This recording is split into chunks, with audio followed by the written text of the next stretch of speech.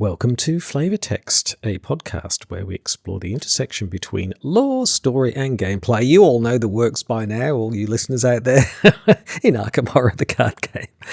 I'm CrabbyTerror8, and I'm joined by my co-host, who always has a huge amount of pertinacity, Kevling. Hello, Kevling. How are you? CrabbyTerror8, how are you? Good. Good, thank you. Good. Pertinacity. Yes. That sounds like that's got something to do with something being pertinent. Kind of quality of sticking with something no matter what. Okay, pertinacity.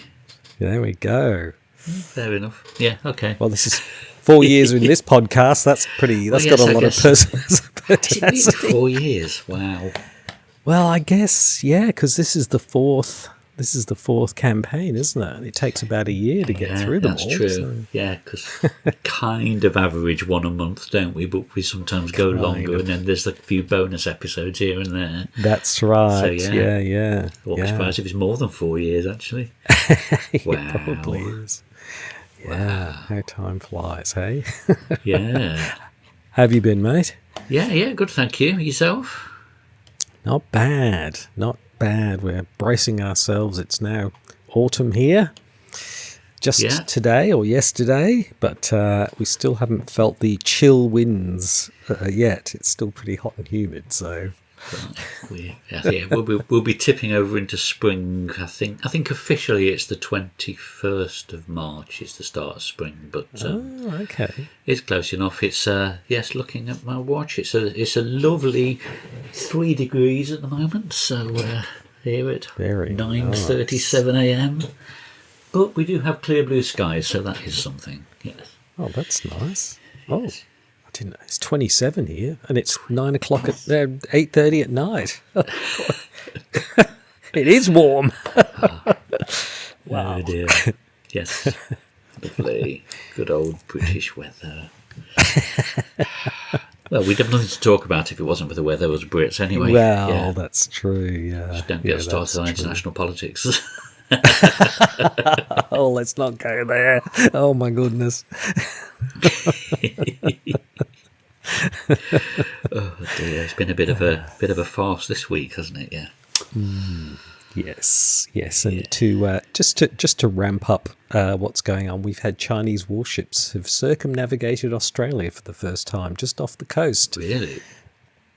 Yes, just 3 of them just decided to take a little jaunt around Australia. Did some live fires.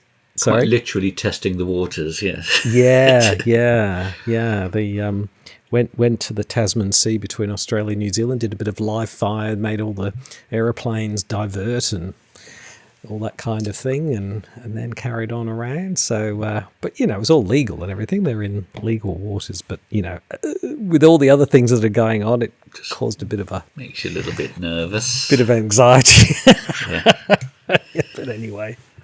Oh dear. Yeah. On a brighter note, Kevling, what have you been doing Arkham Horror wise? I picked up my Drowned City Investigators. Yes, week. I got those too. Yeah. I've not opened the actual packets yet, but I have looked through a friend of mine's cards who had them as well. He had them. Somehow we managed to get them a week early from Germany. But, right. Yeah. Kind of wasn't worth it in the end because it came out every week after. But so yes, I'm looking forward to sorting through them and never touching them ever again. I haven't opened the box, to be honest, of my ones. I haven't even opened it yet. They're just sort of sitting there. I've got so many cards now that it's kind of quite pleased about the idea of rotation. I'm just going to build a deck from the last 3 sets and the core set. That's fine. Yeah. Because I remember back in the day when cards came out, when there was a more limited card pool, it was actually quite exciting to get new cards and what do they do? And you just got a few new cards a month, so you weren't overwhelmed. That's right. Which is similar to what they were saying on Jump to the Flame. Yeah. Yes.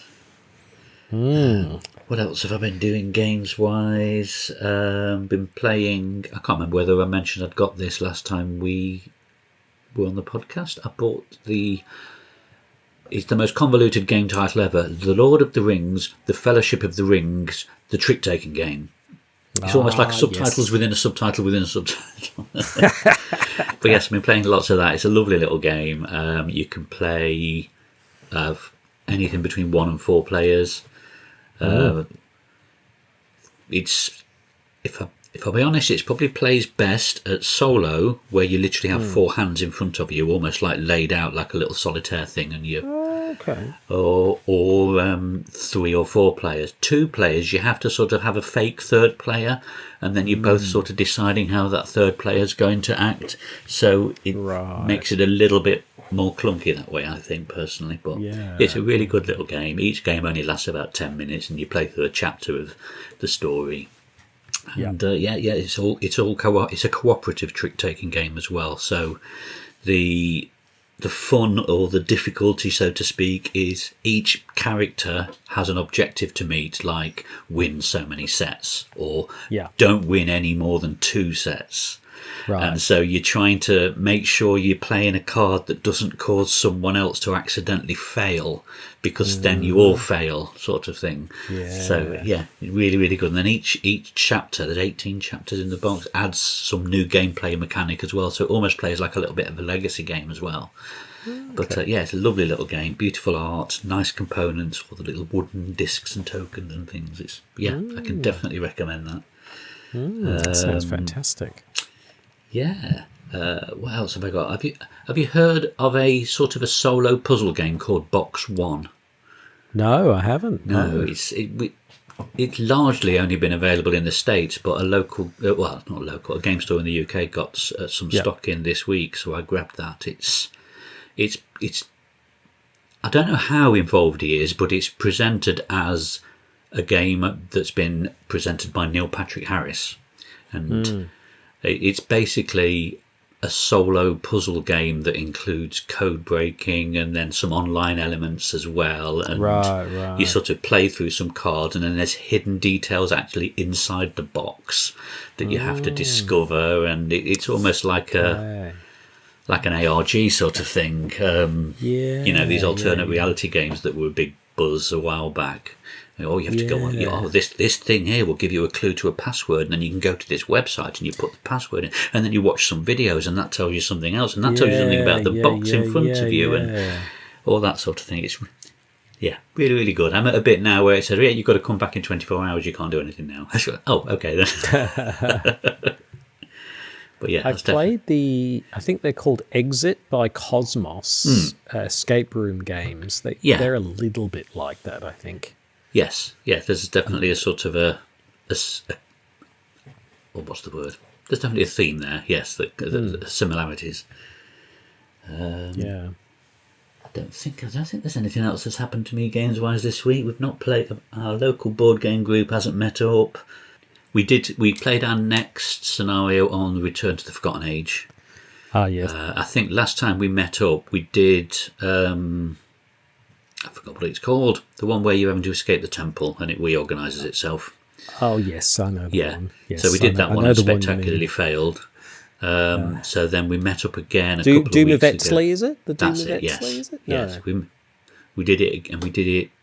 We had to do it through. It took us 3 times. 3 times. Yeah. First time it went so badly, we just gave up. We said, let's just pretend we didn't even start this one. Let's start it again. And then the third time, it's almost like that was the perfect play. Every single thing we did just worked. And it was lovely. Yeah. Wow. No, it's very, very good. I am enjoying that, returning to the Forgotten Age. Particularly after last season of the podcast as well. Yes. And what about yourself? What have you been up to games-wise? We had another Arkham Knights on last Sunday. That's a week ago. Because we had an Arkham Knights last year, but they hadn't delivered all the goodies. Oh, yes. So so you got your acrylic standees and things, did you? Yes, the acrylics. I really like the little arrows. They're great. Yes, they're nice. Yeah, they're very, very nice because they're kind of compact and yeah, they're great. So I don't mind the other things as well, the beer mats and all the other things. They're all very nice. And I got the Diamond Dog Dance Hall and La Bella Luna. I can't remember. I've got them over there. I can't remember which one. I think I got the one with the shamrock on it or something, or the green one. Is that the Clover Club, maybe? Yes, the Clover Club. I don't know what the other one was. I don't remember now. And we did the Depths of Yoth for that. Ooh. So as a standalone, which was interesting. How low can you go? How low can you go? Can you go? Yeah, we got to level 8 actually. We got quite a long way. The only problem was by the time we got to level 8, and I played Preston, sort of I just bought my way out of any problem with Preston, like lots of money, sort of a loads of money kind of deck. But we were dishing out so many additional encounter cards that we kept getting. Is it Dark Down or Deep Dark or something, where you can only discover one clue every time? So the problem was it just became too tedious because we were like, we can only get one clue, and so it just was like we just gave up, because not because we were going to die, but because it just became just too arduous to to keep going. So we never died. We just gave up, basically. Wow. So, you're still somewhere down there. Still somewhere down there, exactly. And we did the third scenario of Bloodborne as well. So that was pretty good. We're finding it quite easy, I think. So we're probably going to push it up to a harder level. And I don't know if that's because the campaign is easy or we're just a bit overpowered for it. So, but I'm enjoying that a lot. Cool. So, that's what I've been up to. Excellent. I've been playing Outer Worlds. I finished the Outer Worlds. I'm now looking to platinum the Outer Worlds, because I've got to play it on Supernova mode, which, imagine Fallout, where you have to rest and eat things and drink things to keep going, and there's no saving. There's only when you go into a location you get kind of an auto save, but you can't manually save. So, and everything's that much harder. So I'm doing a dumb build, melee build, where I can't influence anybody through the skill of speech, because I'm just too dumb and nasty to do that. And I just hit things with a very big hammer. So I'm quite enjoying that, because I'm just being nasty to everybody. And after the last one, where I did my proper run, I was like all very careful and making sure I was keeping everybody on side. But this time I'm not doing any of that, so so I'm quite enjoying that. Brilliant. And that's it. I guess also in non-game stuff, I'm utterly obsessed with Severance at the moment. I don't know if you're watching that on Apple TV. Yes, my goodness. The most amazing TV show ever. Now, this week's episode, oh wow. Obviously, you were hearing this after the event. It was the episode 7, which filled in a lot of Mark and Gemma's backstory. Yes. Is this season 2 you're talking about? Yes. Episode 7? Oh, I'm on season 2, episode 2 or something. Right, so I'm deliberately be careful what I say. So yes, yes. But yeah, it's an absolutely stunning show, and this episode in particular is probably one of the most stunning episodes of television I've seen. Yes. It's incredible. Yes. So did you say you're on episode 5? Did you just say? 2 or 3 in the second season. I can't remember. I think I'm on episode 3. But the end of the first season left me, oh my goodness, that was a hell of an ending. It was. Those last few episodes just ramped up each time, didn't they? Yeah, absolutely. Yeah, stunning TV show. It is an incredible show, really is. It's entertaining and kind of philosophical and all sorts of things all at the same time. So it's great. Doesn't dumb anything down or no it doesn't. Whereas on exactly the opposite scale, we watched The Gorge on Apple TV last week, that new film with Miles Teller and I've forgotten her name, I can't remember their surname, Taylor-Joy. Anyway, Right. and they are both sort of sniper assassins guarding either side of this gorge. But the idea is they're not protecting it from people; they're protecting the world from what's in it. Right. And then, of course, they end up going down there. And I just had to laugh. At one point, they found this computer and they played a video in like 30 seconds. The video just explained the entire plot, backstory, why they were there, what's going on. And you think, oh, really? Come on. Give us a little bit more credit than that. Funny. Yeah. Have you seen The Heretic with, what's his name? It's Hugh Grant, isn't it? Hugh Grant, no. yes. It's fantastic. I think that's just landed on some streaming services this week, hasn't it? I think, yes. Yes, I will have to give that a watch. So I saw the trailers and I saw him doing like the chat show circuits about it. Yeah, it does look good. It's surprisingly wordy. Like it says it's a horror, and I guess on one level it sort of is, but it is the one where he invites these two girls into his house and he starts talking about his wife and is it that one? Yeah, they're Mormons, or something. I think, aren't they? Yeah, and he's a theologian of some kind, and So anyway, it goes places you don't expect, and just really well done in a very kind of. It's amazing how much you can do with very little set. You know what I mean? In a very confined kind of environment, a bit like.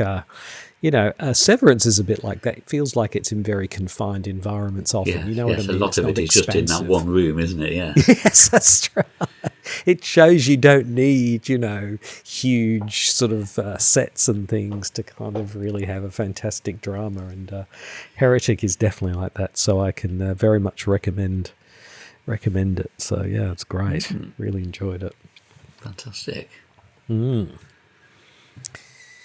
So, what are we up to today, then? Yes, well, speaking of things cosmological, I suppose, we're here before the Black Throne, aren't we, Kevling? We're at the very end of the campaign. We're here at last. Yes.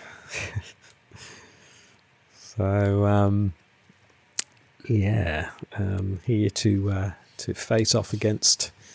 the Ancient One, the Primal Chaos themselves, Azathoth. What the hell is an Azathoth?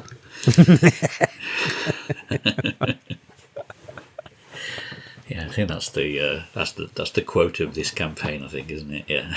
What the hell is an Azathoth? Yes. And it's a very good question because I don't think this campaign answers that particularly, which is one of the interesting things about Azathoth. Anyway, should we? I think there's only a little. Actually, it's quite mercifully short in terms of the text to set this up. Yeah. Shall I start the introductory blurb? Yeah. So, Scenario 8, Before the Black Throne. Onward and onward your steed carries you into the inky nightmare of the void beyond. You dare not turn and look behind you, for you know that what you see will likely break your heart, or perhaps your mind. Great polypus horrors slide darkly amidst the blackness and loneliness of the cosmos. You had hoped to marvel at a beautiful, glimmering array of stars, but instead you are left with an empty pit in your stomach as the unabated vastness of the dark, cold universe looms before you.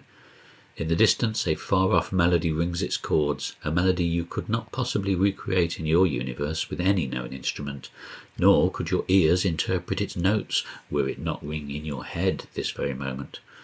There's a rush of air as you breach the turret of a nightmarish onyx barrier and descend into an infinite cavern of black stone and impossible architecture. The music grows as you plunge unswerving through an impossible valley, through shoals of shapeless beings and between things that lurk and dance in the blackness beyond. You cannot help but listen to the strange music, committing each terrible dissonant note to memory. No thought or dream of humanity can reach you here, in this place that was long ancient when Earth was born. You can only hope to guide your steed to the place where you must go, the throne upon which Azathoth itself sits. Dun, dun, dun. Yes. So again, we're in a unfathomable, unknowable, beyond time and space kind of place, as we always end up in these things. Yes. Yeah. So we gather a few cards up, and we start play at a place called the Cosmic Ingress, whatever that is, and there's a Cosmos deck. So this is a special deck, which is a setup to help us kind of guide us through this scenario.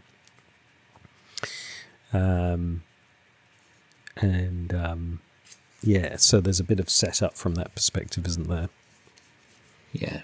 We set 3 locations aside, don't we, out of the Cosmos deck. So it's Hideous Palace, Court of the Great Old Ones, and the titular Black Throne. Mm-hmm. But then everything else gets shuffled together into this Cosmos deck, doesn't it? That's right. Yeah. Then we lay out the Hideous Palace itself and the top card of the Cosmos deck, and then it all gets laid out in this grid, with some player cards taking up the empty space in between the locations. That's right, exactly. So there's this.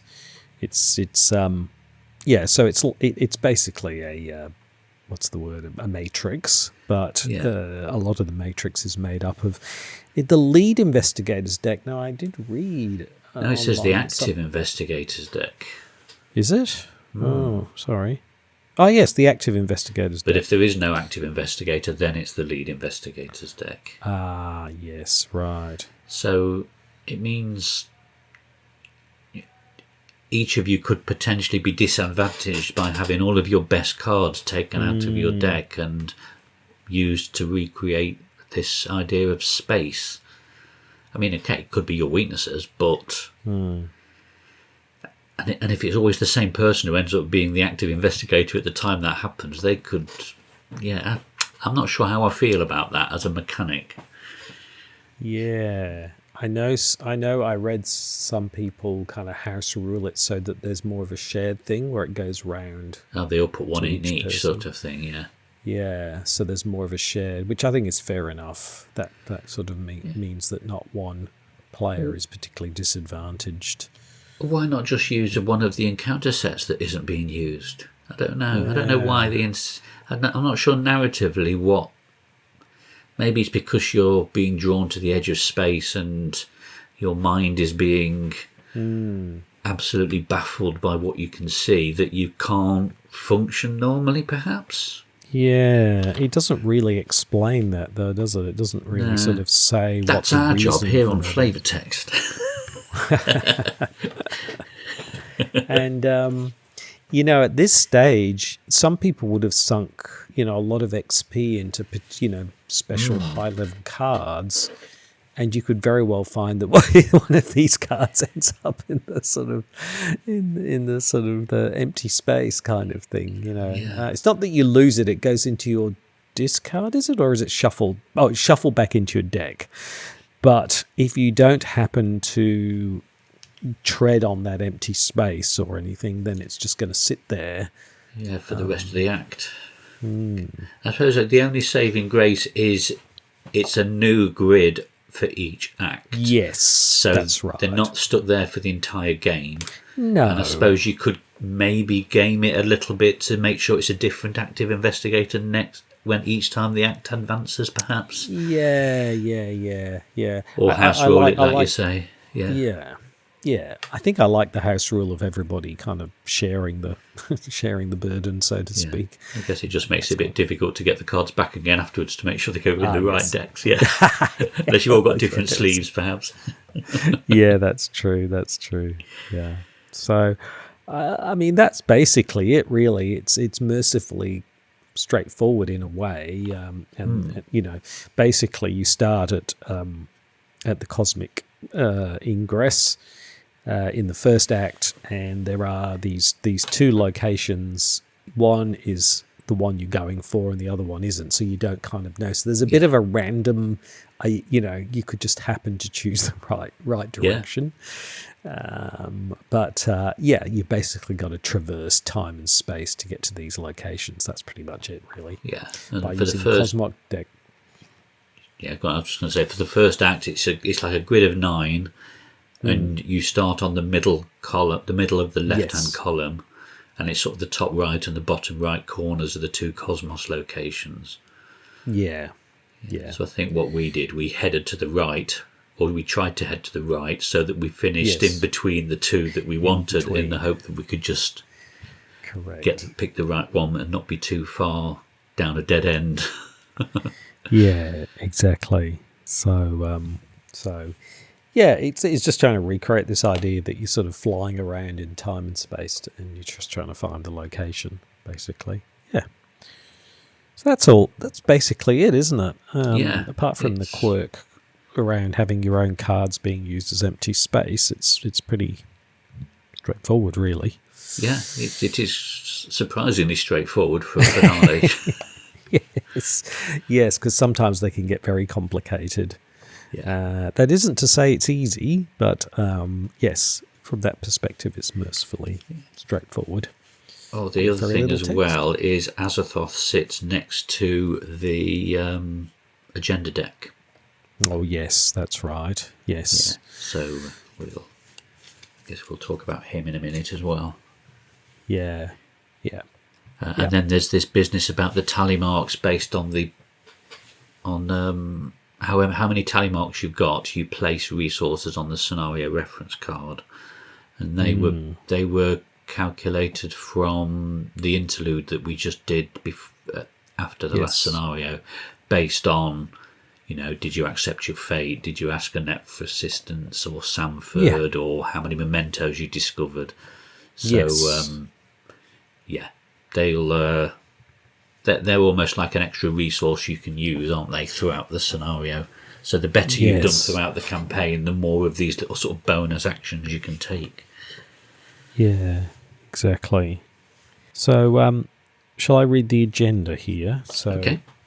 Agenda 1 has a what do they call a dream catcher on it? Oh, it is, isn't it? Yes.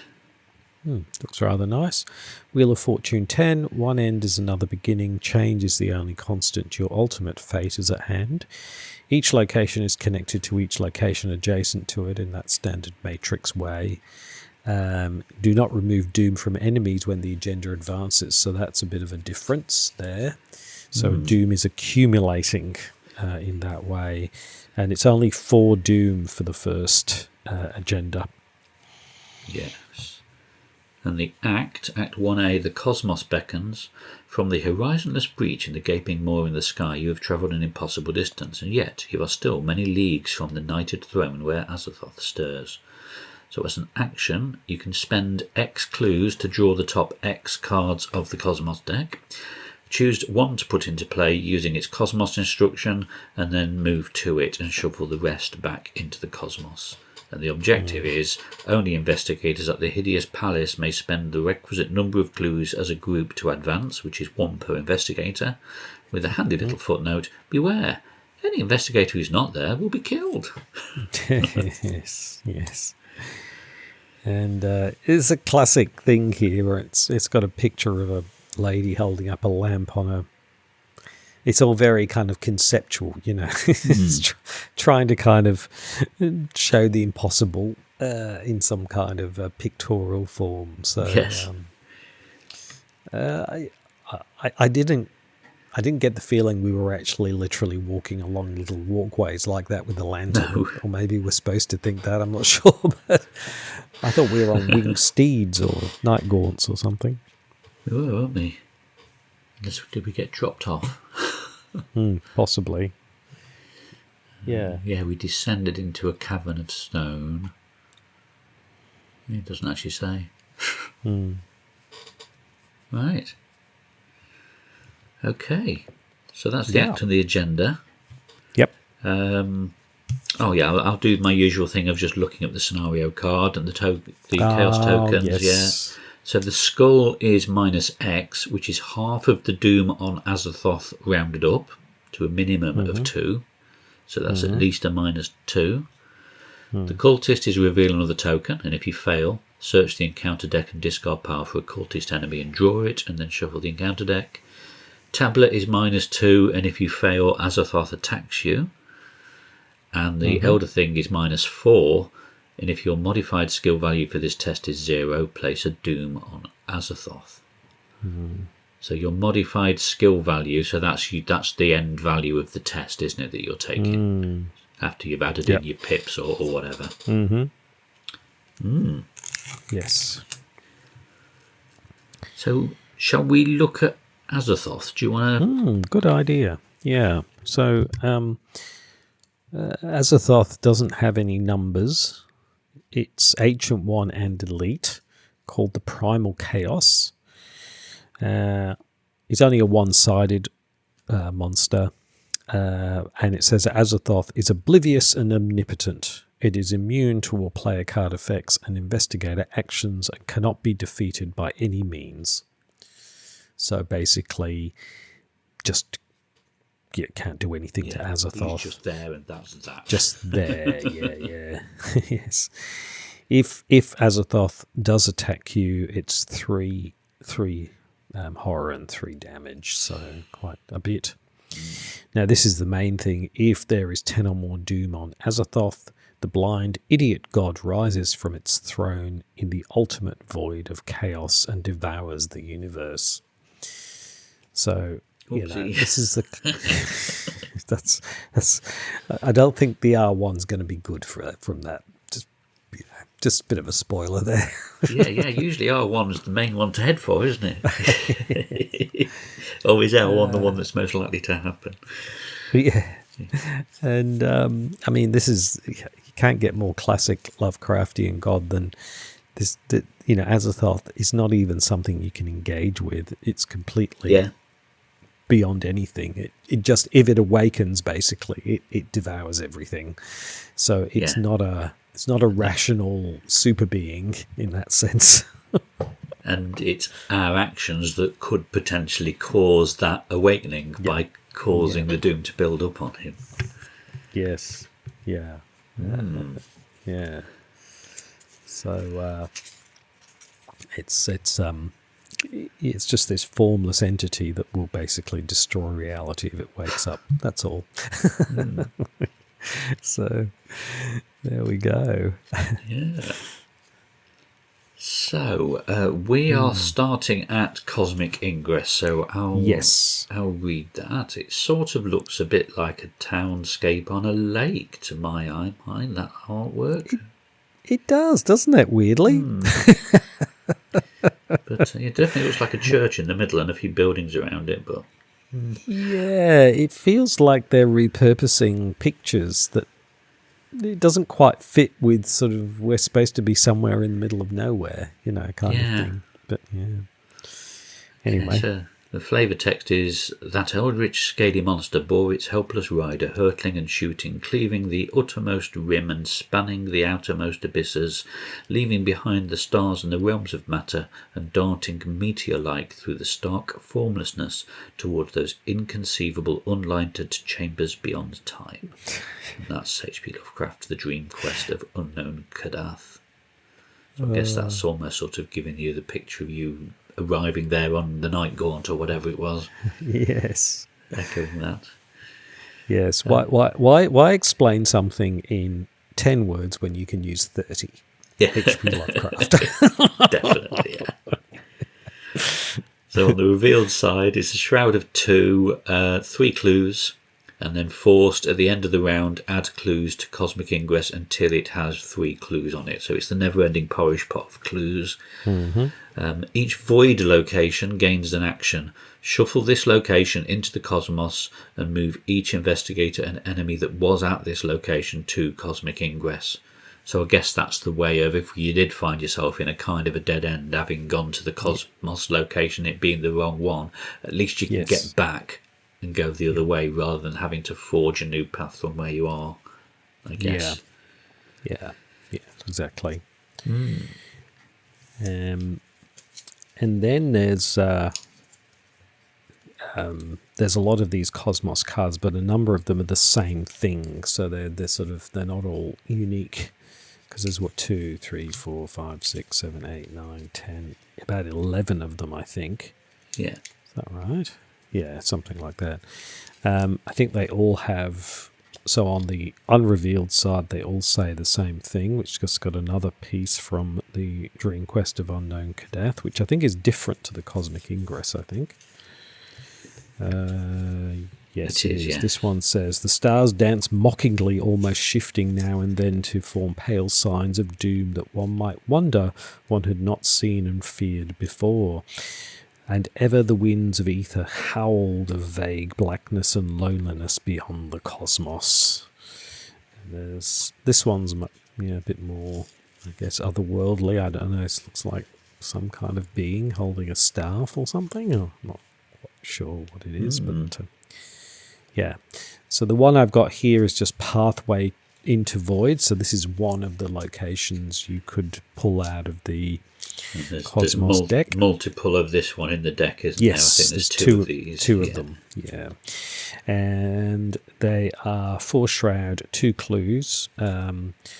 And after you enter Pathway into Void, you must either discard a card from your hand or take a damage. Action, remove 1 resource from the scenario reference card. You were talking about this, Kevling, before. Yes. We have so many of these. Move Pathway into Void to any adjacent spot, placing an empty space in the spot previously occupied. Group limit once per round. So you can use these resources to kind of game the system, for want of a better word. Yeah. And it has its Cosmos rule as well, which is how you determine where you put it, isn't it? Yes. So this one is it can go in any direction. Any direction, yeah. Yeah. So, for example, we start off on the middle left, so that means it can go above, right, or below in that instance. Yeah, correct. And the picture is sort of, I don't know, they look like, I don't know, just archways with various stone masonry depicting various bits and pieces on them. So it's suitably otherworldly. Right? Okay, so the next one I've got is Flight into Oblivion. There's 3 of these in the deck. And this sort of is a similar theme, I guess, on the artwork. It's like stone steps floating in the cosmos. So it's 2 Shroud, 1 Clue. And its Cosmos rule is it must either connect above your location, or you have to take 2 horror to connect it in the direction of your choice. So this is going to be an annoying one to draw if you're already on the top row of the grid, because you don't have any other choice then but to take the 2 horror and place it in a different direction, I guess. And then it has the same action, or similar action, remove a resource from the scenario card to move the Flight of the Oblivion once upwards, placing an empty space in the spot it previously occupied. So this one you can move the location up. The one before you just did was any adjacent location, wasn't it? So it looks like they all have a sort of a similar theme but slightly different. Yeah, this is only once per game, though, rather than once per round. So it is, isn't it? More limited, isn't it? I think from what you were reading, it brings up an important point, which is when you draw from the Cosmos deck, you can draw X. You can spend X clues to draw X cards and then choose one. So yes, that's a good point. Yes, you can just use 1 clue, but then you might get something that's not strategically best for you to play. Whereas if you wait until you've got more clues, you can then choose more, something that's more of a benefit. Yeah, I think that's what we did on our playthrough, isn't it? We tried to do at least 2 at a time. I think we even did 3 once when it was really important. And we better not use that one because that's, like this one is, that would force us to take horror. Let's do the other one because that's the direction we need to head in. Yeah, correct. The next one I've got here is Infinity of Darkness, which I'm not sure. I guess it's not really showing the Infinity of Darkness. It's showing something very finite, sort of little wormy things with eyes, basically. I'm not sure if that's and this supposed to be like a crevice sort of thing. Yeah. It looks like there's a yes. being sort of crawling up it. Oh, yeah, that's true. So, and then it sort of goes into infinity. So 2 shroud, 1 clue only on this one. So not a great one to draw if you want multiple clues, I suppose. So you must either connect below or take 2 damage and connect to the bottommost revealed location in a direction of your choice. So it's almost like Flight for Oblivion is up and these are down, if you like. You can take an action to remove a resource from the scenario reference card, move the placement of Infinity of Darkness once downward, placing an empty space in the spot it previously occupied, and again that's group limit once per game. And there's 3 of those in the deck as well. Yes, correct. And then the last one is Dancer's Mist, 3 of these as well. Other World and Void, 3 shroud, 2 clues per location. And a weird piece of art, sort of like some green beings that seem to be doing the hokey cokey, I think. Yes. Right, so this Cosmos ability is you must either connect to the right or lose 2 resources and connect to an adjacent location in the direction of your choice. This one doesn't have the action to move the location around, but it says as a reaction after you move to Dancer's Mist you can remove a resource from the reference card to move to a connecting location. Okay, not bad. So you can move yourself through from the dance, I guess. I don't know. Yes. Yeah. So basically we've got to the right, up, down, and then what your choice sort of thing. Obviously there's none to the left because you start on the left. So I think we've got one more in the deck as well. I think Cosmic Gate isn't set aside. Looking at the instructions. Okay, well here we are. Cosmic Gate. So it's 1 shroud, 1 clue. Cosmos, connect to any revealed location in a direction of your choice. So again, you get to choose, which is nice. Force after you enter Cosmic Gate, you must either spend a clue or take a horror. Ooh, okay. Which you probably wouldn't want to be spending clues. And then it's got the remove 1 resource action from the scenario reference card. Move any number of investigators at Cosmic Gate to any other void location. So that could be quite handy.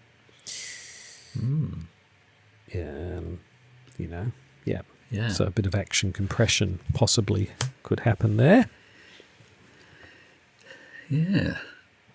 So we're making our way to, on this first act, it was Hideous Palace, wasn't it, I think? That's right, Hideous Palace, correct. Yeah, so if I take Hideous Palace then. So we've meandered our way through the cosmos, stumbling from location to location.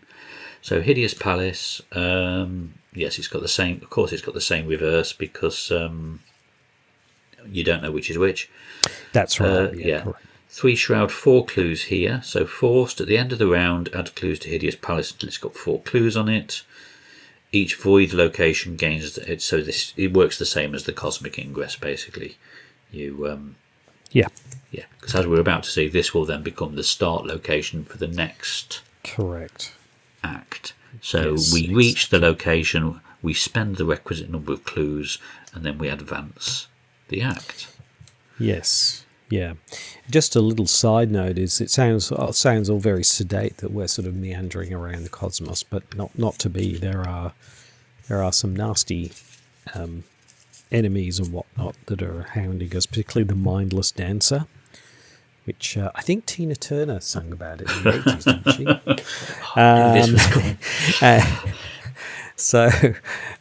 she? This one spawns at the furthest empty space. It's Hunter.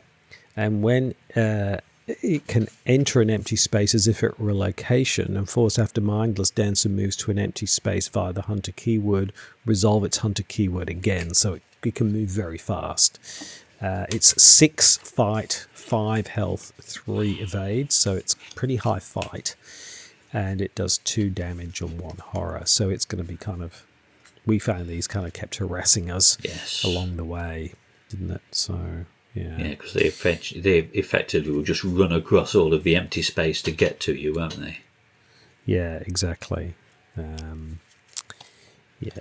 So there's a bit of that going on, and various other bits and pieces where Azathoth can attack you, Doom on, so Whispered Bargain puts Doom on Azathoth, so there are other ways that Doom can go onto Azathoth from encounter cards.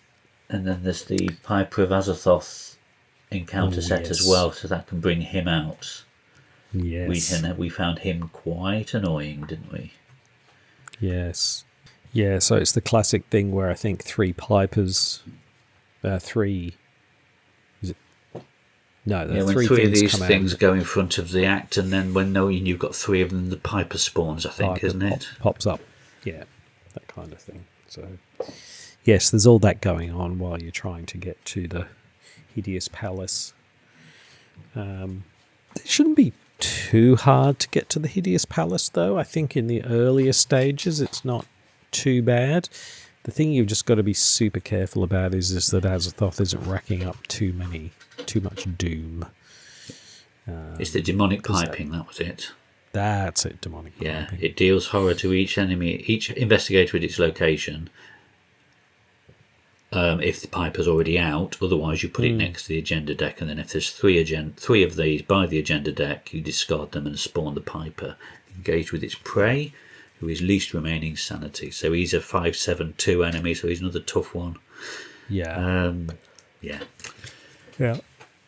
It's almost like the game's against you. Yeah. Yes. I don't know what you think, Kevling. Do you think the agenda would tend to trip before you get to the Hideous Palace? It's only 4, isn't it? It's not very many. So we've got...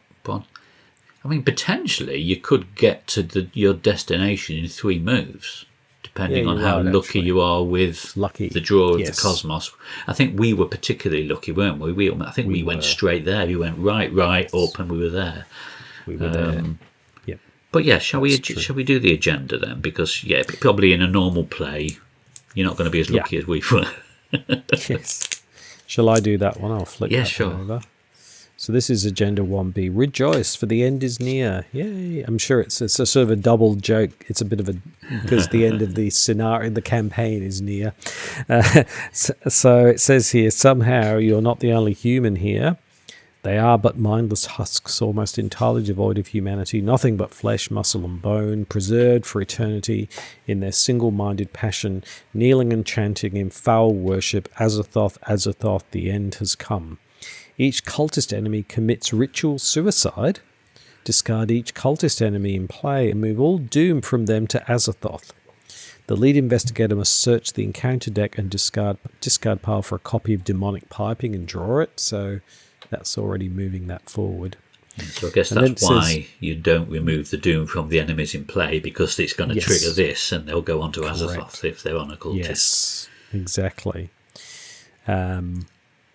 Endless walkways and steps of Blackstone are the only routes which guide you and to your destination. It is an impossible maze to navigate. Check the campaign log. If Gilman's journal is listed under mementos discovered, you are able to find your way. Otherwise, you become hopelessly lost. Each investigator must either move to the location to his or her left, or move the placement of his or her location once to the left, placing an empty space in the spot it previously occupied. A location cannot move more than once via this effect. So there's a bit of a... I don't remember that being a thing for us. I don't remember that being a problem for us. So maybe we had Gilman's journal. Yeah, I think we did. Yeah. Right.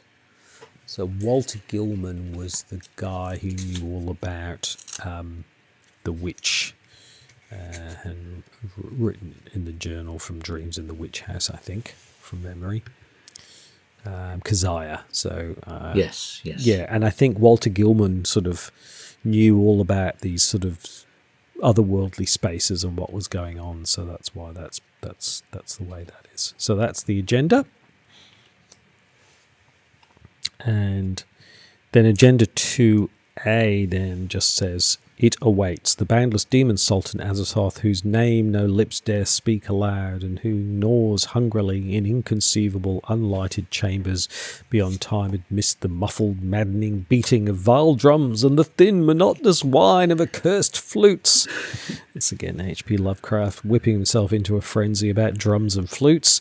Each location is connected to each location adjacent to it. Do not remove doom from enemies when this agenda advances, and this one's gone up to 6. So the boundless demon Sultan Azathoth, whose name no lips dare speak aloud. We've been talking about him all campaign. Yes. I suppose it's because we don't know what the hell Azathoth is. Maybe if we did know, we wouldn't. We'd have to haster his name. Ooh. Yes. I still don't like to use the word haster. I got so ingrained not to say it. That was fantastic from Carcosa. Yeah. So for Act 2 then, we basically take away all of the cards from the table other than the hideous palace that we just reached, and that now becomes our new start location for the new grid. This time it's another grid of 9, with one cosmos being in the middle column on the right, and then extending above and below the grid of 9 is another one, top and bottom, middle, sort of. So we've got 3 potential locations we need to check out now. So it's going to be the same again, basically. We'll be wandering through space, through those same 11 locations that we've just read through, to try and find the court of the great old ones, I think it is. Well, we need to advance the act first, don't we? That would help. Yes. Yeah, shall I do that? I'm getting ahead of myself. I'm always doing that in this game. So, funny enough, Palace of the Old Ones. Okay, your steed carries you. Oh, so we are still on our steeds. So we're not. Yes, we're not that lone woman with a lamp walking along a tentacle or a branch. We are still on our nightgaunts. Your steed carries you through the entryway of the nightmarish palace, and you are surprised to find the halls inside to be as vast and cavernous as the empty space surrounding it. It is as though the doorway was but a threshold of another universe, as desolate and boundless as the last. So remove cosmic ingress from the game, shuffle each location in play other than the hideous palace, probably is a hideous place, into the cosmos. Each investigator at those locations is left behind and is killed. Each enemy at those locations is shuffled into the top 5 cards of the encounter deck. Interesting. So it almost guarantees you'll be seeing them again soon. Take the set-aside Court of the Great Old Ones and the top 2 cards of the Cosmos, shuffle them together so you cannot tell which is which, and then put them into play along with the empty space as depicted in the location placement for Act 2 in the campaign guide. So that's what I just explained, slightly ahead of myself. And then in player order, we each draw the top card of the encounter deck. Oh, nasty, because that's the act. So that's that's nasty. Yes. Ouch. So then that moves us to Act 2A. In Azathoth's domain, your bones shiver violently with the silent, still cold of this empty place. No light penetrates these black halls, no warmth reaches you, no breeze touches your skin. This must be what death feels like, you think, morbidly. So basically the rest of it plays the same, so we can spend a number of clues to draw a number of cards from the cosmos and to put one of them into play, shuffle the rest back into the deck, and the objective is we've got to get to the court of the great old ones to spend the requisite number of clues as a group to advance, and this time it's 2 clues per investigator. And again, anyone who's left behind will be killed. Yep. So it's a rinse and repeat, basically. Yeah. So we've got 3 options, three cosmos locations to investigate to find which of them is the court of the great old ones. Get enough clues on the way, and then we advance. So in terms of actually explaining the mechanics of the rest of this scenario, it's going to be pretty straightforward now, isn't it? Yes. Yeah, we're just doing the same thing again, effectively. Yes. Shall I read Court of the Great Old Ones? It's yes, the one please. Yeah. 2. So it's 4 6 clues. Forced at the end of the round, add clues to the Court of the Great Old Ones, so it has 6 clues on it. Each void location gains, same thing. Shuffle this location into the cosmos, moving each investigator and enemy that was at this location to the Court of the Great Old Ones. So there we go. That's obviously, again, a way to make sure everyone gets to where they need to go. That's it. We've got a few more locations to work through, so probably the agenda might advance, do you think, before we get to Act 3? Probably. Yeah, so shall I take Agenda 2B? Yep. Gnawing hungrily. Each cultist enemy again commits ritual suicide. We discard them all, move the doom onto Azathoth. The lead investigator must draw the encounter deck and discard pile for a copy of demonic piping and draw it. So you can't even get away from the demonic piping. No. Yes. No. So in this oblivion outside time, nothing is as it should be. The mist dances and churns around you. Laughter mocks you from beyond, and out from the dark nebulae emerges a familiar wraith even. A being which should be long dead. Check the campaign log, and if worn crucifix is listed under mementos discovered, the wraith recognises the crucifix you stole from Walter Gilman's room and backs away slowly, slinking into the darkness beyond. Otherwise, the wraith attacks you. Each investigator must test willpower at 4, and if you fail, you take a damage and a horror. Yeah.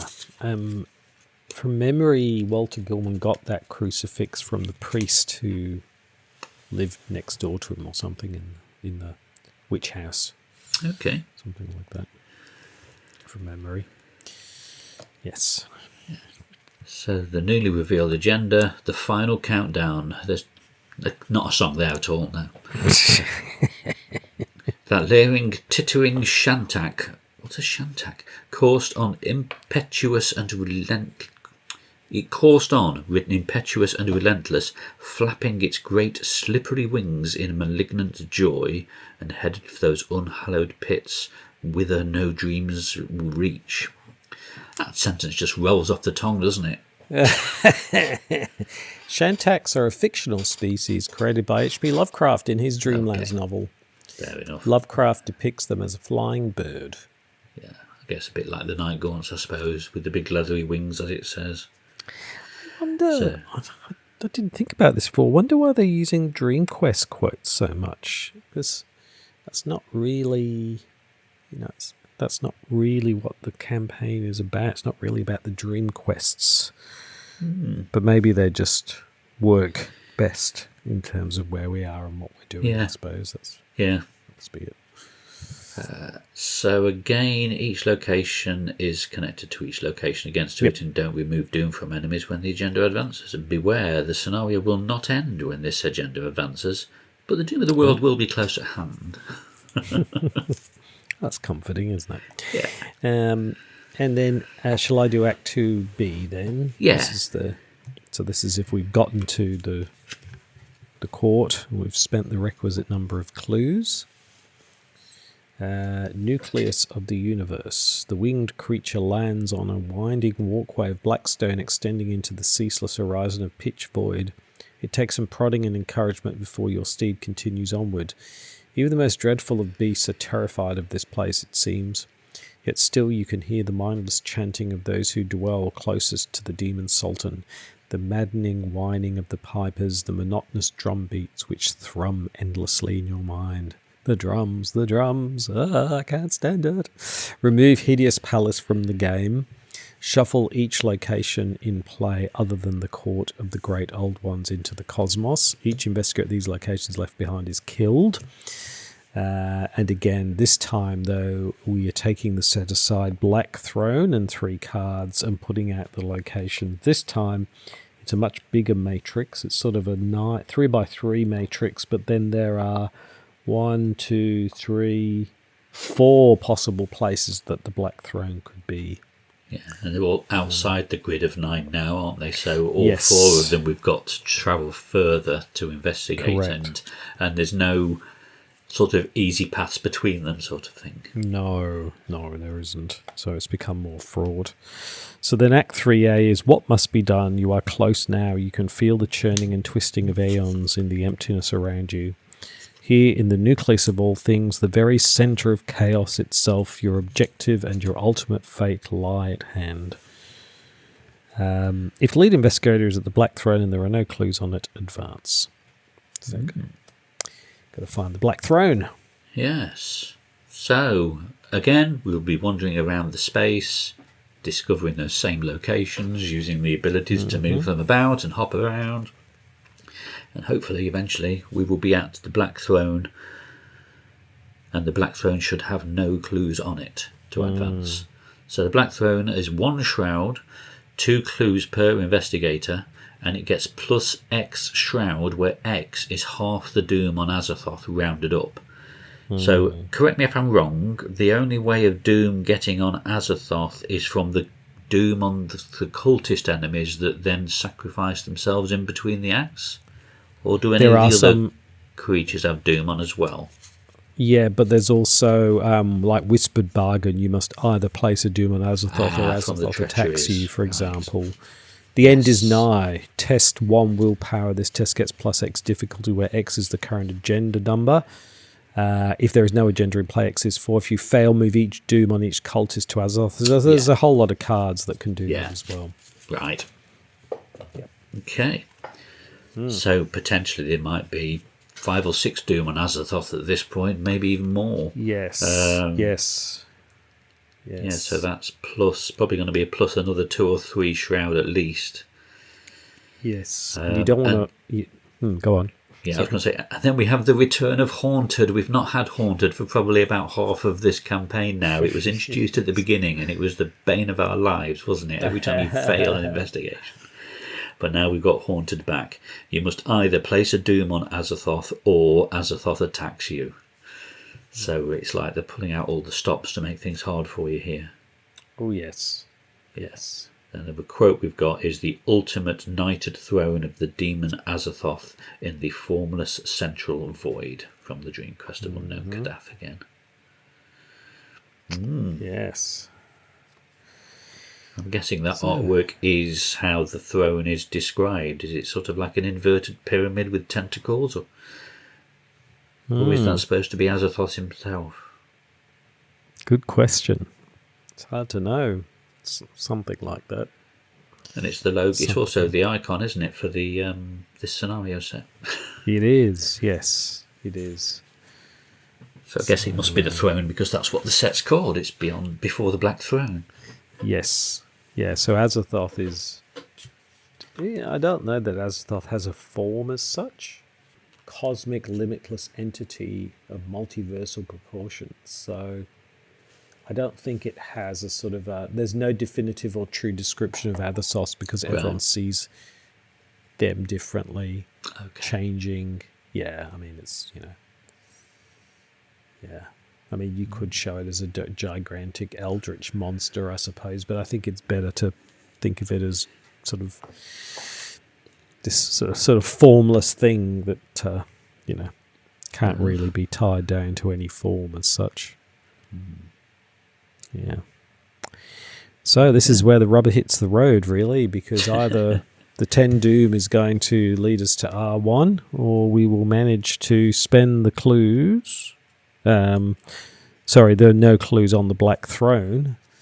Then we can get the other could advance as well at this point. And the agenda could advance as well. You're right. It could run out of time as well. So there's quite a number of things. So what order should we do all of these in? Do you want to do the agenda? Because I guess that is likely to trigger, isn't it? Yeah, this will be fun. So in this one, Azathoth stirs, and I'm assuming they don't mean like the porridge. Each cultist enemy commits ritual suicide again. Discard each cultist enemy in play and move all doom from them to Azathoth. The lead investigator must search the encounter deck to draw demonic piping again. There is no longer an agenda deck, but the scenario is not over until the end of the scenario. Doom that would be placed on the current agenda is instead placed on Azathoth. So it really is a countdown, because you've got to get to 10. So, and all doom in play is considered to be on Azathoth. So there you go. Then it has something else. You come across another circle of Azathoth's worshippers, led by a hooded, shapeless form which holds an ancient lantern high above its head. The lantern's dim grey light scarcely pierces the realm's darkness. Somehow the phantom is familiar to you. Some vague sense of kinship drives you onward. Check the campaign log. If Corn Husk Doll is listed under mementos discovered, the creature recognizes you as well. It peers at you curiously, and the circle of prayer is silenced. Remove one doom from Azathoth. Otherwise, the creature barely notices you and resumes its chanting. I can't remember how the Corn Husk Doll came about. Just give me a minute. It would have been in my notes, I think. Right, so on the Wages of Sin, it was R1. R1, okay. So that's where you had to banish as many heretics as you can. Yes. Then on the reverse, it said when the last of the ghosts vanishes, she leaves behind a remembrance. Right. It is a corn husk doll. And then your campaign... Was it worth it, the doll seems to say. In your campaign log, under mementos discovered, record corn husk doll. Right. So it's a heretic. Yes. So yes, that was from the... when we were banishing the heretics. Right. Yeah, okay. R1. There you go. So shall I take the act then? Yep. Advance the act. So we've got to the Black Throne and there's now no clues left on it. It's called, fittingly, The End. You stand on a precipice before the Black Throne and gaze up at the blind, voiceless monstrosity that is Azathoth. The mere sight of it causes your vision to blur and your body to shake uncontrollably. The monotonous piping is so loud now it rattles your bones and nearly causes you to vomit from the force upon your insides. Blood drips from your eyes and your ears. Should Azathoth awaken, it will devour every world that ever was. You must act now before it is too late. Check the campaign log. If at least 2 of the following are true, you may proceed to R2. So that is, you accepted your fate, mesmerising flute was discovered, and also ritual components. So let me just go back to my notes. You accepted your fate. So that was back when we first saw the tarot cards, I think. Mm-hmm. Oh, yes, right at the beginning. Yeah, accept your fate. Yes, that was the setup of scenario 1. Right. So if you accepted your fate, you've got the mesmerising flute, which came from scenario 1 as well, and the ritual components that also came from the witching hour as well, scenario 1. So basically you had to get resolution 1 in scenario 1 to get both of those. Right.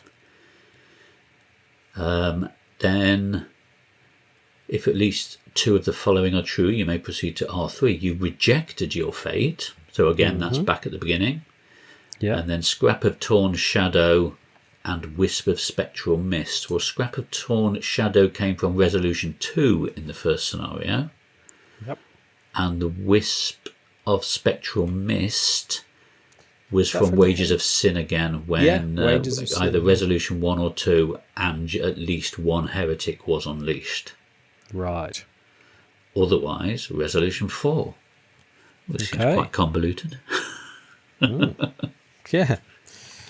Yes. And those same things also gave you tally marks to enable you to work through this scenario. So yeah, it all kind of comes together. Okay, so shall we look at those various resolutions then? Yes. Because there's nothing else to see from the scenario itself, is there? We've done it all now. The only thing is R1 is obviously there's 10 doom on Azathoth. Of course, yes. Or everyone's defeated is the other. Yeah. Other one. Right. Do you want to do the first one then? Investigated defeat, do you mean, or yeah, R1, sure. Yeah, okay. Well, whatever. Yeah, so we'll just take it in order, shall we? Yeah. Take it in order. Yeah. So investigated defeat. Your steed does not catch you when you fall. Down and down and down through endless voids of sentient blackness you fall. And fall, and fall, and fall. You beg and scream and plead and pray for an end, even for a floor upon which to crash upon. But it never comes. You will still be falling when the universe ends. Oh, how horrible. Each investigator who is defeated is driven insane. If another resolution was reached, the remaining investigators proceed. Oh, so any investigator who's defeated gets that one, but the rest get something else. If no resolution was reached, each investigator is defeated. Proceed to resolution 1. Fair enough. Yeah. So resolution 1. So that is, like as you just said, we were all defeated, or Azathoth rose and devoured the universe. Yes. So the primal chaos awakens, its hunger is unbearable, it unhinges its cosmic jaw, the maw opens wide, the universe is silenced and eons pass, all is still. At the centre of the empty cosmos, the blinded god is lulled to sleep once more. It dreams. Within its dream a burst of cosmic energy expands outward in all directions. A universe is born. Nebulae collapse and become stars, new worlds are forged and new beings evolve to inhabit them. Inevitably, one learns of Azathoth. Its worship grows. In the end, all will succumb to madness or join you in oblivion. For in the grand scheme of fate, we are but specks of dust adrift in the ether, living only by the whim of an uncaring cosmos. Oh, that's nice, isn't it? So, in your campaign log, record that Azathoth devoured the universe. We're all killed and we lose the campaign. Yeah. It's a sort of big bang. Kind of big bang, big crunch kind of thing. Yeah. Yep. So resolution 2 is if you've accepted your fate and you've got the mesmerizing flute and or the ritual components. It was not until recently that you understood the purpose of the awful piping which you have heard constantly throughout your investigation. It is a lullaby of sorts, meant to keep the oblivious god from waking. For just a brief moment the piper's song is interrupted and Azathoth began to stir. Now you understand why Anna came to you that fateful night and begged to read your fortune. She knew that the part you would have to play when you arrived here. Sitting down at the edge of the creature's knighted throne, you take out your flute and begin to play. There you go. In this place where time and hunger and age and weariness are mortal aspects of no concern to you, it is your duty to continue to play without fail and without end. So in your campaign log, record that the lead investigator has joined the Pipers of Azathoth. In your campaign log record Azathoth slumbers. For now, the lead investigator is driven insane. Each investigator earns experience equal to victory X value and 5 bonus experience as they have saved the universe. Yay! Each investigator suffers 2 mental trauma as they understand that one day Azathoth will inevitably awake. The investigators win the campaign. There we go. I'm not quite sure I've seen one before where we both win and got driven insane at the same time. Yes. Yeah. Oh, it's just, so there's, lead investigator is forever playing the flute like a kind of a demented Ian Anderson from Jethro Tull, constantly playing. Something like that. So there we go. Excellent. So resolution 3, so that was that we rejected our fate when the tarot card reader came to see us, and we have the scrap of torn shadow and the wisp of spectral mist. You refuse to allow this creature to destroy everything you ever loved.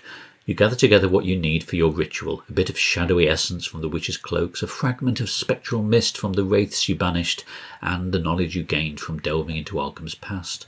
Slowly, quietly, you weave your wall together, stitching darkness with blood, blood with soul, souls with onyx stone. It takes ages to complete. When you're done, your reward is oblivion. A stillness and silence so pure, so perfect, no disturbance can penetrate it. The barrier cannot hold Azathoth, nothing truly can. But perhaps now it will not stir when fools on earth call forth its name or draw from its power. With your task complete, you turn and face the darkness, summoning your steed. It is time to go home. In your campaign log we record Azathoth slumbers for now. We each get victory X and 5 bonus XP because we've saved the universe from being devoured. but we suffer 2 physical trauma as the nightmarish journey home takes its toll on their bodies. We win the campaign. There you go. Bit of a different way to do it. Yeah. And then resolution 4 is if you don't have some mementos, or you haven't. Yes, like neither of the above are true sort of thing, yes. So resolution 4, you have reached the knighted throne of Azathoth, but there is no easy way to reach the creature from here, and even if you did, you're not sure what you could do to stop it. You cannot kill it, and even attempting to harm it would only risk stirring it. Desperate, you turn to Keziah's black book for answers. A quill appears in your hands as you open the tome, and a voice from beyond reaches of your ears. Sign it with your blood, take a new secret name, and your desire shall become truth. You and your world will be spared. You know it is the voice of evil, the voice Walter Gilman heard, which surely led to his demise, the voice which seduced Keziah Mason and led to this path in the first place. But what choice do you have?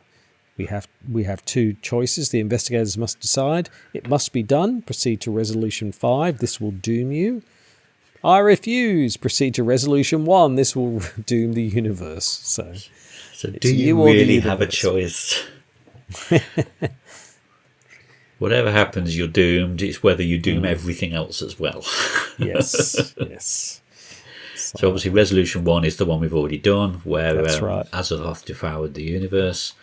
So resolution 5, pricking your arm with the quill, you sign in blood.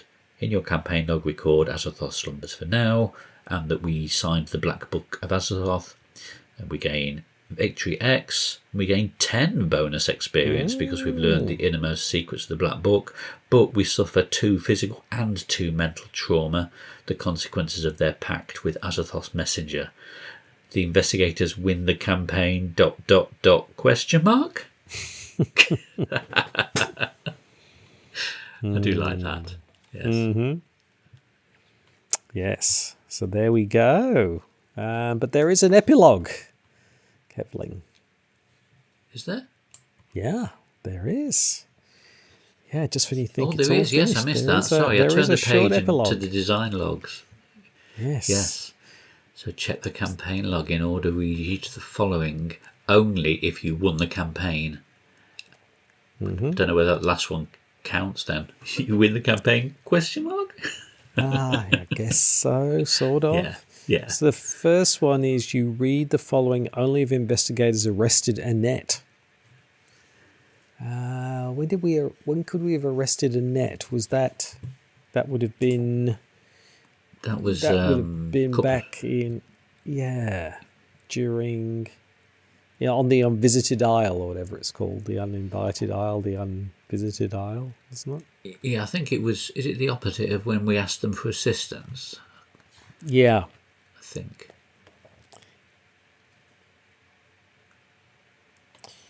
Yeah, it's you are under arrest. You may choose this option if at least one of the investigators has the detective, police, or agency trait. That's it. So this is if you take resolution 1 from Clutches of Chaos, and so Annette sort of was possessed, and she's not possessed anymore, and you're a policeman, you can arrest her. Gone? What do you mean she's gone? Sheriff Engel demands. See for yourself, the officer replies. He guides the sheriff through a long hallway flanked by holding cells. She was guarded at all hours, trust me. One moment she was there, and the next he stops in front of Annette's cell and watches as Sheriff Engel's jaw drops. Smeared along the walls of the cell is a sticky red substance, painted in a delicate pattern. The woman is nowhere to be seen.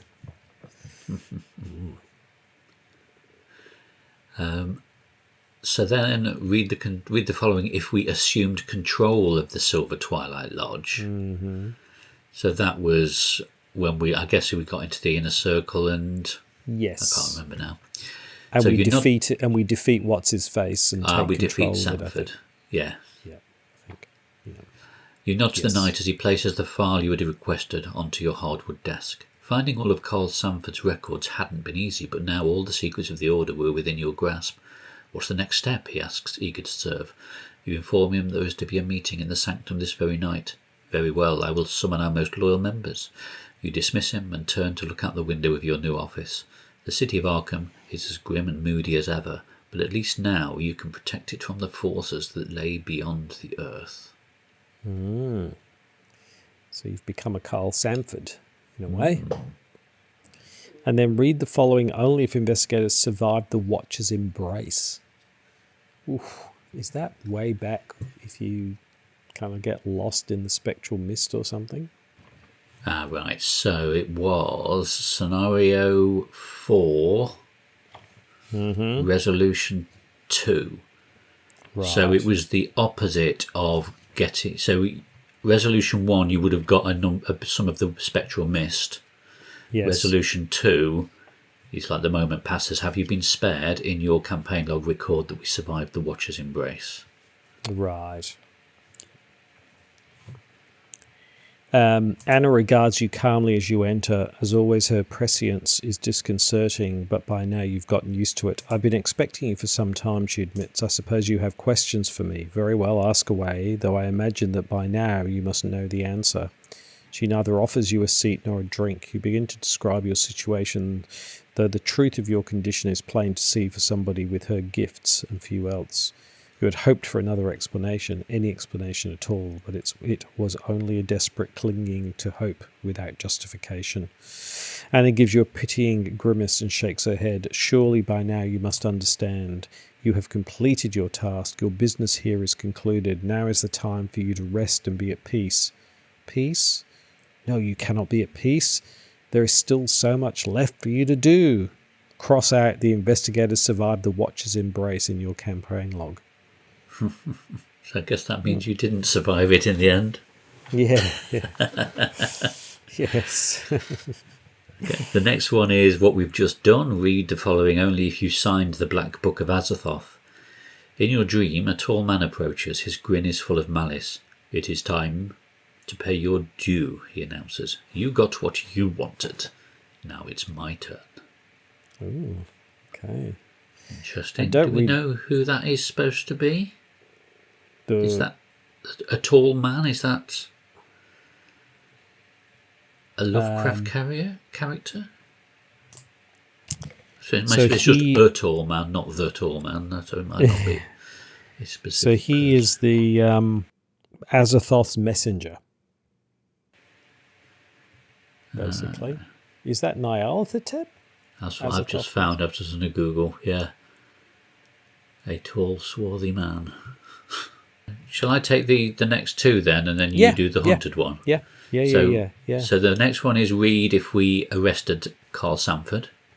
Okay. So you're a fool, Carl Sanford says from behind bars, his tone confident. How long do you expect this to stand? You know he is right. The charges brought against Sanford are flimsy at best. No judge or jury is going to believe any story about dark rituals and eldritch beings.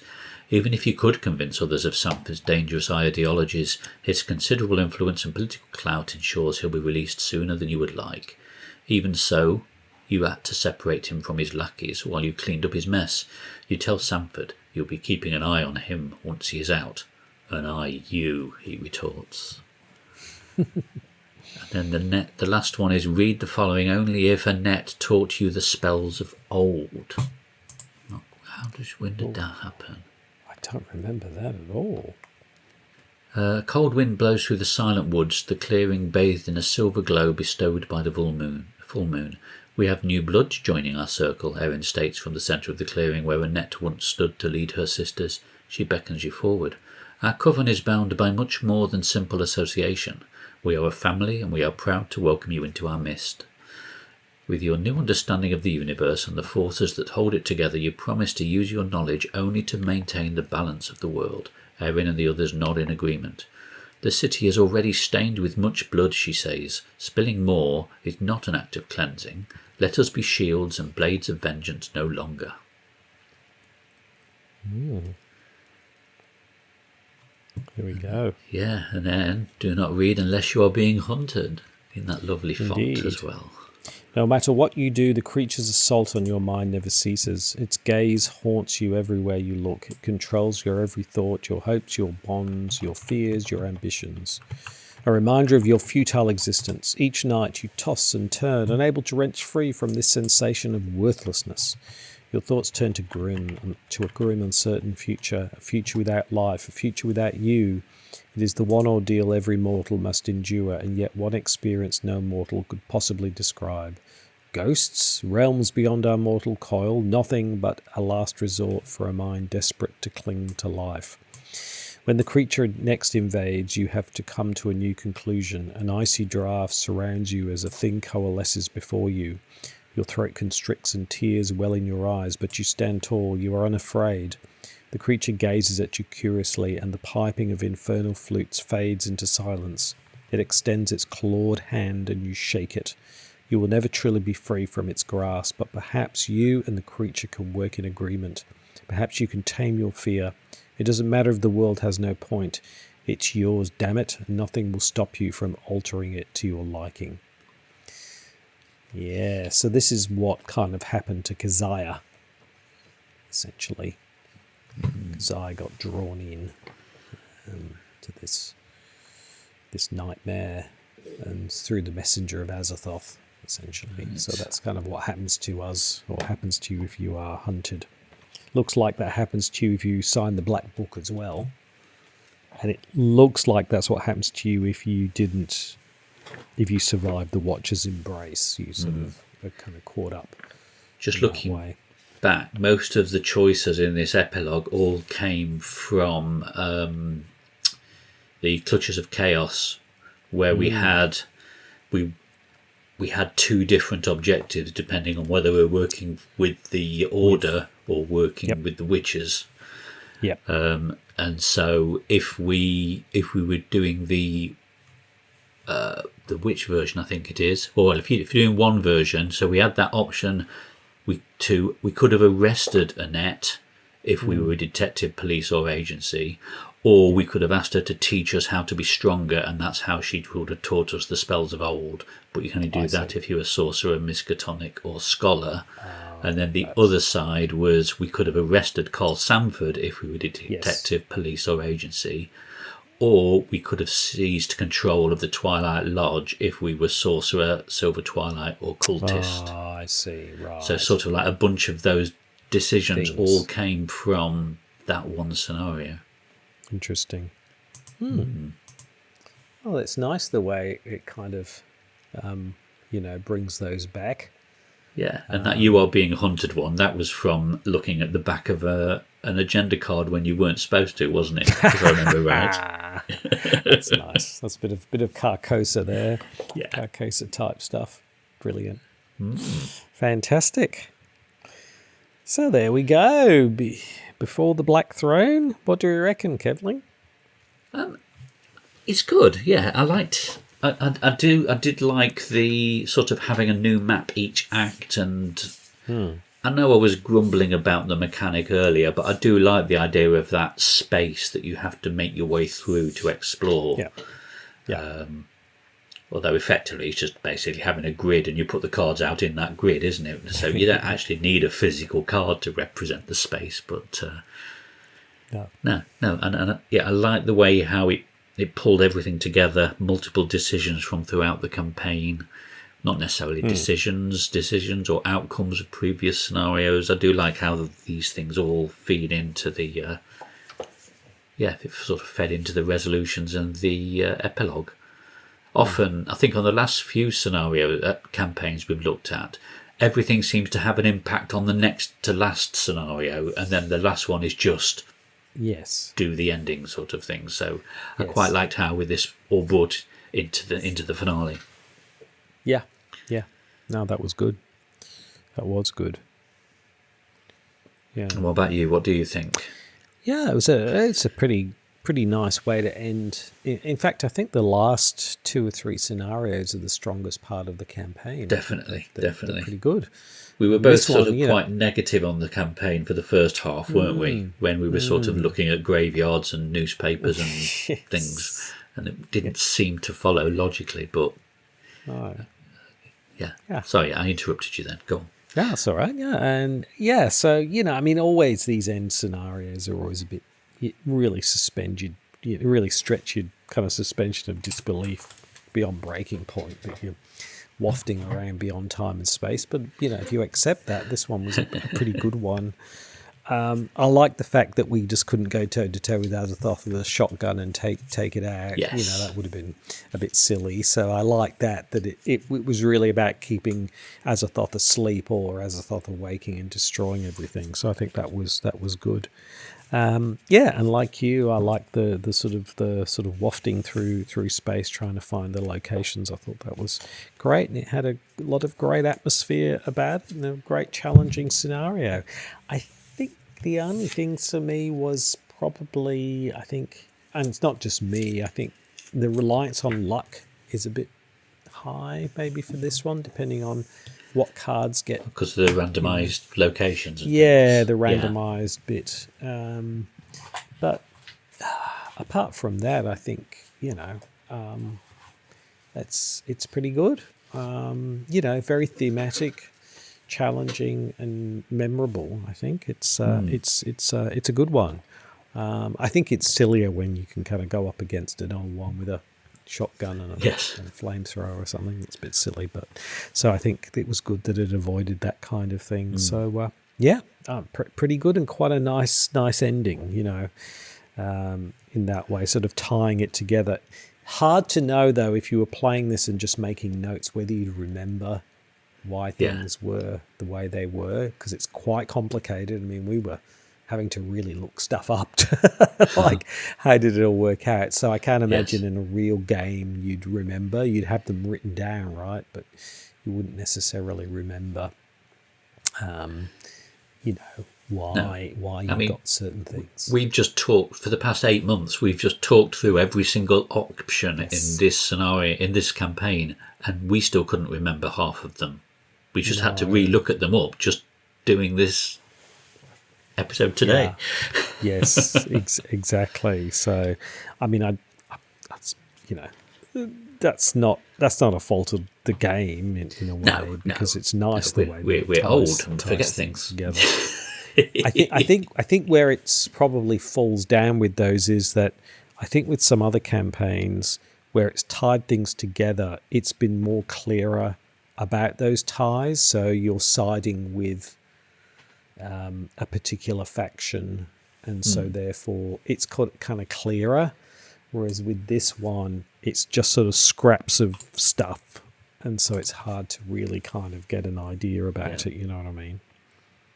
Yeah, because like if you've got item X and item Y, why did I have those items? I can't even remember how I got them. And then we had to sort of unpick it. Actually, that was when we did this, we did this. Whereas if it was more a case of if you sided with so-and-so, it thematically would make it easier to follow, I think. Which is kind of from memory how Forgotten Ages, right? You kind of end up siding with, I can't remember, one group or another. Yeah, it's Alejandro or Ichitaka, wasn't it? Yeah. And this one was sort of siding with the Lodge and siding with the Witches, but it became a little bit too disparate at the end to remember. In the Forgotten Age, they sort of had that quite a nice way of tracking it by the makeup of the Chaos Bag. There was more cultists in there if you sided with Ichitaka, I think it was, and more tablets if you were siding with Alejandro, or there was an even mix if you sort of not really siding with either. And I thought that was quite a nice, elegant way of tracking things without having to think you've got item X and you've picked up item Y, which is. Yeah, I mean, I can understand they wanted to do something different. And I think one of the downsides of this campaign is the complexity that started being added. So all of this tracking of all these different items and things, it all makes sense narratively when you can follow the thread through. But in the moment, why have I got this corn husk doll? I can't remember. Yeah. No. Unless that's just a side effect of us being old farts who can't remember things. That's the other angle as well, yes. But realistically, you're going to play a campaign over weeks and weeks. So unless you know this campaign intimately, you're not going to remember, certain things. So, and the other thing, I mean, the only other thing, again, I guess we'll talk about this more at another time, is that the whole fate and tarot thing didn't quite kind of play out as I thought it was going to. I thought there was going to be more of that, as the campaign progressed, because it starts quite strongly. But I didn't feel that the whole idea of the Wheel of Fortune and fate quite fits with Azathoth.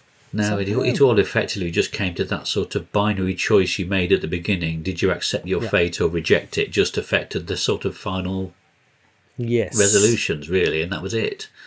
Yes. I mean, we did revisit it in the middle, I think, didn't we, when we met her a second time?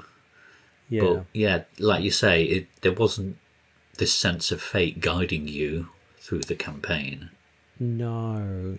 And Azathoth isn't really a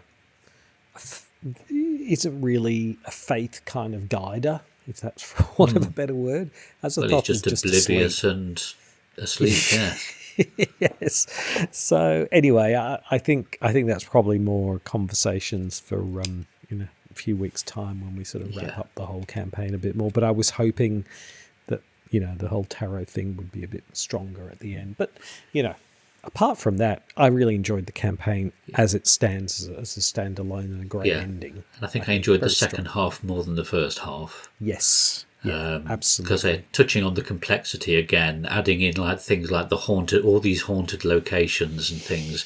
It's adding extra checks and things to remember in the minute-to-minute gameplay. Whereas, I think I have a preference for the more simpler, more straightforward scenarios. I think. Yep.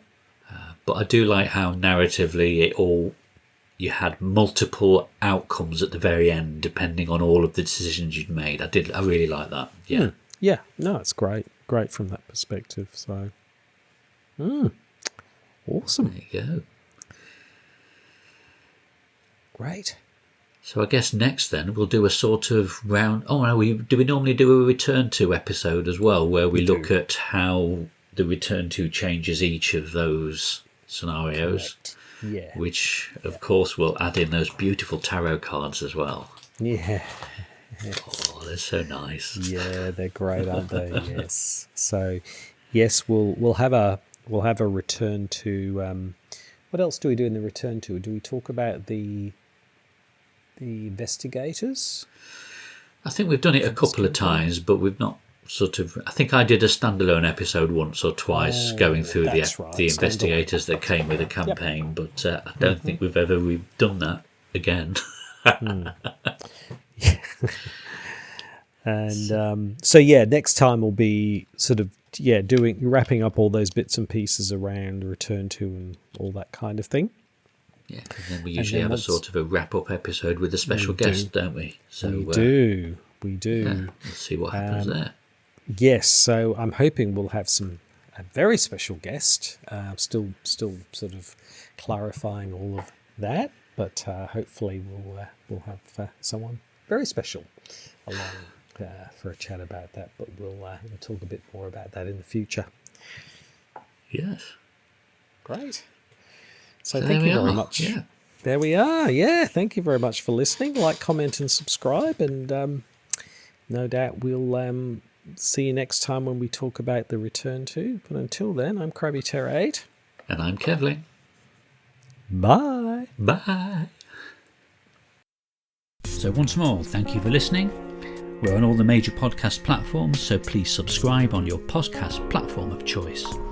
If you have any feedback for us, you can email us on ftextpodcast@gmail.com or message us on Instagram and Threads at ftextpodcast. So on behalf of CrabbyTerror8 and myself, thanks again for listening, and we'll see you next time. Bye!